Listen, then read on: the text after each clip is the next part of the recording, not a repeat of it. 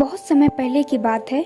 Europe महाद्वीप के Germany देश में एक पति और पत्नी रहा करते थे। दोनों का एक दूसरे के सिवा और कोई नहीं था। विवाह के कई वर्षों उपरांत भी उनकी कोई संतान नहीं हुई। समय इसी प्रकार से गुजर रहा था कि अचानक एक दिन स्त्री को अपनी कोख में संतान की अनुभूति हुई और गर्भावस्था के दौरान उसको कुछ इस प्रकार महसूस हुआ कि उसको रेपेंजल नामक साग खानी चाहिए। आसपास वह साग कहीं भी उपलब्ध नहीं थी। पति पत्नी एक जादूगरनी के बगीचे के समीप ही रहते थे। पत्नी के मन की बात जब पति ने सुनी तो पति ने उससे वादा किया कि वह उसके लिए रेपेंजल नाम की वह साग साथ लेकर आएगा। बगीचे में चोरी से घुसकर उसने वह साग अपनी पत्नी के लिए तोड़ी और यह क्रम कई दिनों तक चलता रहा। एक दिन बगीचे की मालकिन जादूगरनी ने, जिसका नाम डेम गोथेल था, उसे यह चोरी करते हुए देख लिया और जादूगरनी ने पति को बंधक बना लिया। पति जादूगरनी के सामने बहुत गिड़गिड़ाया और अंततः जादूगरनी एक शर्त पर राजी हुई। यह थी कि संतान के जन्म के बाद वह उसे जादूगरनी को सौंप देगा। मायूस मन से पति ने उसकी वह बात मान ली और बच्चे के जन्म होते ही उसने जादूगरनी के हाथों अपनी पुत्री को सौंप दिया। जादूगरनी ने अत्यंत मनोयोग से उसकी पुत्री का पालन पोषण किया और उसका नाम उसी साग के नाम पर रेपेंजल रखा। रेपेंजल एक अत्यंत रूपवती कन्या के रूप में धीरे धीरे विकसित होने लगी। उसके सुनहरे बाल और अद्वितीय रूप की चर्चा आसपास की जगह पर धीमे धीमे से फैलने लगी। कन्या के 12 वर्ष के होते ही जादूगरनी डेम गोथेल ने उसको एक ऐसी मीनार में कैद कर दिया जिसमें ना तो कोई दरवाजा था और ना चढ़ने के लिए कोई सीढ़ी। इसमें एक ऊंचे स्थान पर एक कमरा था जिसमें कि केवल एक खिड़की थी। जादूगरनी अपनी जादुई शक्तियों के माध्यम से छोटी बच्ची तक पहुंचती और हर दिन उससे मिलने के लिए दिन के समय जरूर जाती। इसी प्रकार से दिन बीतने लगे। वह बच्ची बड़ी होकर एक अत्यंत रूपवती स्त्री के रूप में विकसित हुई। उसके लंबे घने सुनहरे बाल इतने लंबे हो गए कि बाद में जादूगरनी उनके सहारे मीनार पर चढ़कर कमरे में आने और जाने लगी। ऐसा करते वक्त रेपेंजल को पुकारते हुए कहती, रेपेंजल अपने बाल गिराओ ताकि मैं तुम्हारे सुनहरे बालों पर चढ़कर ऊपर आ सकूं। समय इसी तरह से गुजरता गया और एक दिन किसी राज्य का राजकुमार घूमते घूमते इसी क्षेत्र में आ गया जहां पर रेपेंजल उस मीनार में रहती थी। रेपेंजल की आवाज में अद्वितीय मिठास थी। जब वह गाती थी तो जैसे समय ठहर जाता था।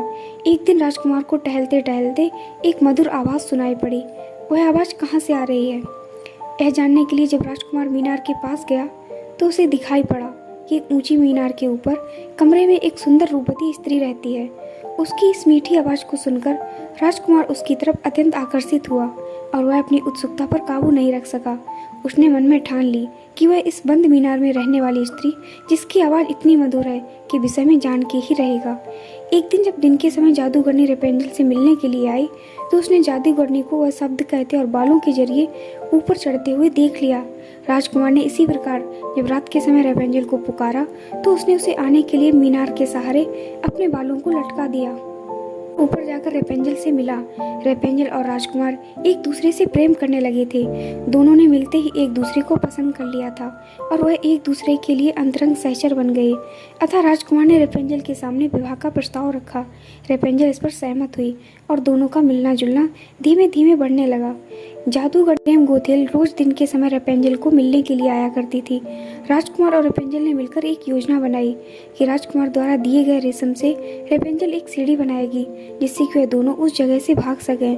रेपेंजल की मूर्खता के कारण जादूगर ने डेम गोथेल को राजकुमार के रेपेंजल के पास आने और उसके गर्भवती हो जाने का पता चल गया। जादूगर ने डेम गोथेल ने रेपेंजल को मीनार से बाहर निकाल दिया और जंगली जानवरों के बीच से जंगल में विचरने को अकेला छोड़ दिया और वह स्वयं उस मीनार के कमरे में जाकर छुप गई।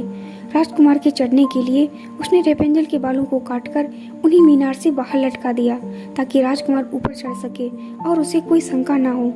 जब राजकुमार रेपेंजल से मिलने के लिए उस रात आया तो रेपेंजल की जगह जादूगरनी को पाकर वह भयभीत हो गया और मीनार से कूद पड़ा, जिससे कि नीचे पड़े कांटों से उसकी दोनों आंखों की रोशनी चली गई। जब राजकुमार नीचे गिरने लगा उसके हाथ में रेपेंजल के कटे हुए बाल आ गए और रेपेंजल के लंबे बालों की लट राजकुमार के साथ ही नीचे गिर गई। नीचे उतर पाने का कोई अन्य तरीका न होने के कारण जादूगर ने डेम गोथेल उस मीनार में फंस गई और अंततः मृत्यु को प्राप्त हुई। अपनी आंखों और अपनी प्रेमिका को खो देने के बाद राजकुमार निराश होकर अंधा होकर जगह जगह पर भटकने लगा। कई महीनों तक इस प्रकार भटकने के पश्चात वह उस क्षेत्र में जा पहुंचा जहां पर रेपेंजल बस चुकी थी। उधर रेपेंजल ने जुड़वा बच्चों को जन्म दिया, जिनमें एक बेटी और एक बेटा हुआ।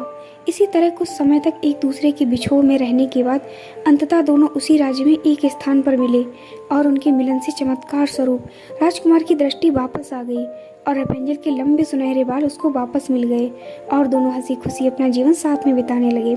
इस कहानी से हमें सीख मिलती है कि बुरे का अंत बुरा ही होता है और विश्वास के सहारे एक दिन दुनिया में सब कुछ पाया जा सकता है।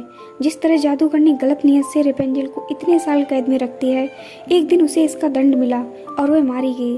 रेपेंजल ने बचपन से उम्मीद लगाई हुई थी कि उसे एक दिन कोई बचाने आएगा, उसकी खुशहाली भरी जिंदगी होगी। एक दिन उसके इस विश्वास को भगवान ने पूरा कर दिया। अगर आपको ये कहानी अच्छी लगी है तो प्लीज़ वीडियो को लाइक एंड चैनल को सब्सक्राइब जरूर कर लें। धन्यवाद।